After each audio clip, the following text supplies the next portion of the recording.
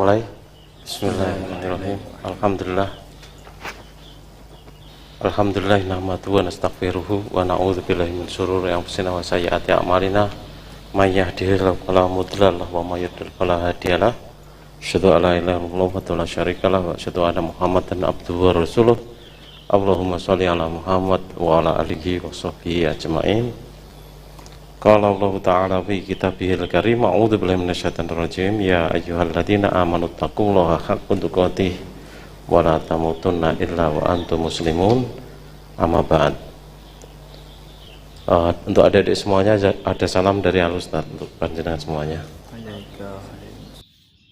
Man ja'alahu amamahu, barang siapa yang menjadikan Quran itu di depannya, artinya Quran sebagai panglima, Quran sebagai komandan, dia ikut berjalan di belakang Al-Quran itu, maka Quran akan membimbing kita ke surga. Dulu pernah saya gambarkan, kalau kita hidup secara berjamaah itu ibarat gambarannya itu seperti pasukan pengibar bendera pusaka. Ada komandannya satu di situ, ya komandan peleton yang dia memimpin ke depan, di depan. Ketika komandannya mengatakan belok kanan, semua belok kanan. Ketika komandannya mengatakan berhenti gerak, semuanya berhenti. Sering saya tambahi orang kaya Satgas MTA, berhenti gerak, masih nyuk nabrak ngarepe dan sebagainya, ya terus seperti itu. Andaikan tiang benderanya ada di sebelah kiri, padahal ini paskibraka, komandannya itu mengatakan belok kanan, gerak belok kanan semua, mereka tidak akan bertanya kepada komandannya, lho piye to karepe gek genderane wae nang kiwa kok menggoke nengen, ada ndak gitu? Tidak pernah ada. Salah pun tetap diikuti. Ya, bahkan kalau kalian menyaksikan paskibraka itu, ada yang sedang baris sepatunya copot, ditinggal jiko dewe, dhisik. Tidak, dibiarkan lepas gitu aja sepatunya yang copot. Dia terpaksa berbaris dengan satu sepatu dan satu tanpa sepatu. Tetap ngikuti nidhamnya itu, tidak boleh belok ke yang lain. Dan tidak perlu tanya kenapa kok mandek, kenapa kok jalan, tidak pernah bertanya. Nah, itu luar biasa. Nah, harusnya kita kepada Al-Quran, kepada Allah, kepada Rasulullah, kepada imam kita, perbuatan kita seperti itu, selamat. Andai kan tadi salah berbelok kanan, nanti akan menyadari dia, oh benderanya ada di kiri sana, berarti nanti harus saya belokkan ke arah kiri lagi akan sampai ke sana, tidak ada masalah. Jadi harusnya kita sebagai makmum itu begitu, paham apa yang diperintahkan oleh Allah, Rasulnya, jalankan. Paham apa yang jadi perintahkan Allah, jalankan. Tidak ada keberatan seperti orang Yahudi yang mengatakan ketika orang Yahudi, ketika Nabi Musa berkata, wa idh qala Musa liqaumihi ya wa idh qala Musa liqaumihi innallaha antasbahu baqarah qalu atattakhiduna huzwa. Qala a'udzubillahi an akuna minal jahilin dan seterusnya. Kemudian bertanya, qalut ulana rabbaka yubayyin lana ma. Kalau berikutnya juga tanya lagi, qalut ulana rabbaka yubayyin lana ma launuha. Masih tanya lagi, qalut ulana rabbaka yubayyin lana ma innal baqara tasyabaha alaina dan sebagainya. Coba dibaca di surat Al-Baqarah 67 dan seterusnya, itu ada beberapa ayat. Selalu keberatan aja yang ditonjolkan di situ.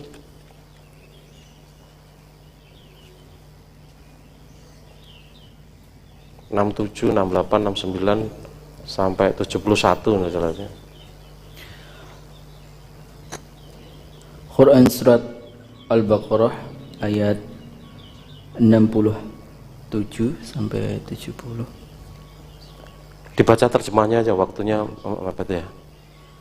Yang artinya, dan ingatlah ketika Musa berkata kepada kaumnya, Allah memerintahkan kamu agar menyembelih seekor sapi betina. Mereka bertanya, apakah engkau akan menjadikan kami sebagai ejekan? Dia Musa menjawab, aku berlindung kepada Allah agar tidak termasuk orang-orang yang bodoh. Ya, ini kurang lebihnya Allah memerintahkan kepada Nabi Musa untuk memberitahukan kepada Bani Israel untuk menyelesaikan persoalan terbunuhnya seseorang itu. Kemudian Allah merintahkan di situ untuk menyembelih sapi biar persoalan selesai. Ini persis seperti Al-Ustadz kemarin ketika Al-Ustadz merintahkan kepada kita semuanya untuk istikharah ketika milih pilihan presiden. Bukan ditunjuk 01 atau 02, tetapi diperintahkan untuk istikharah. Ya. Terus kemudian Bani Israel mengatakan qalu atau takhidunahu huzwa. Kamu bercanda ya? Masa sih kamu mau bikin kami sengsara, gampangannya seperti itu. Terus Nabi Musa menjawab, qala a'udzubillahi an aku minal jahilin. Enggak, saya kan bukan termasuk orang yang bodoh. Aku berlindung dari Allah dari perbuatan yang bodoh. Enggak, saya tidak nipu kamu. Enggak, yang saya sampaikan ini apa adanya, wahyu dari Allah. Saya tidak berbuat bodoh. Terus mereka berkata, mohonkanlah kepada Tuhanmu untuk kami agar dia menjelaskan kepada kami tentang sapi betina itu. Dia Musa menjawab, dia Allah berfirman bahwa sapi betina itu tidak tua dan tidak muda, tetapi pertengahan antara itu.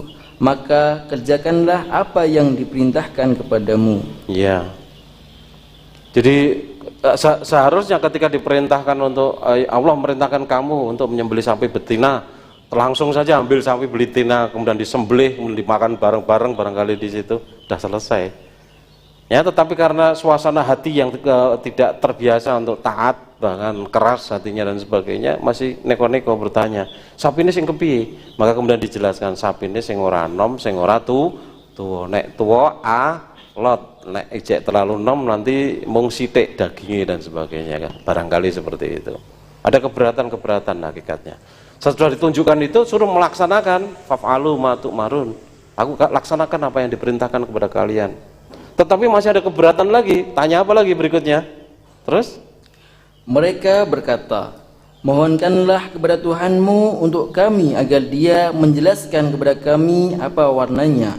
Dia Musa menjawab, dia Allah berfirman bahwa sapi itu adalah sapi betina yang kuning tua warnanya, yang menyenangkan orang-orang yang memandangnya. ya, masih bertanya tentang warnanya. Itu hakikatnya keberatan aja.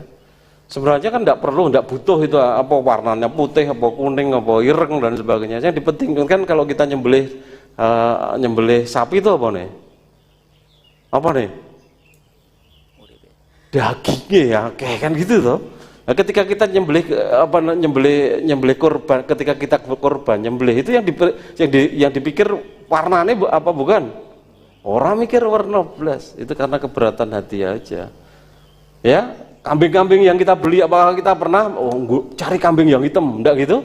Enggak, goleki sing lemu sing akeh daginge nek pengen apik kurbane, tetapi nek kikir ya golek sing kuru mergone murah regone kan gitu.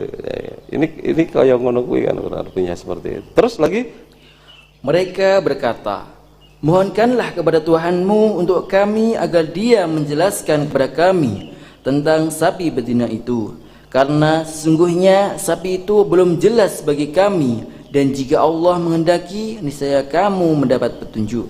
ya, masih tidak jelas lagi yang seperti itu, kan jelas gimana. Nah, kemudian dijelaskan yang seperti apa, jadi rumit, semakin rumit kan gitu. Terus dia Musa menjawab, dia Allah berfirman, sapi itu adalah sapi betina yang belum pernah dipakai untuk membajak tanah, dan tidak pula untuk mengairi tanaman, sehat dan tanpa belang. Mereka berkata, sekarang barulah engkau menerangkan hal yang sebenarnya. Lalu mereka menyembelihnya, dan nyaris mereka tidak melaksanakan perintah itu. ya, itulah cara keberatan hati, tidak terbiasa untuk bertakwa, tidak terbiasa untuk taat. Di sini kita manai at-taqwa sebagai at-ta'ah, kholisah atau itoah gitu aja.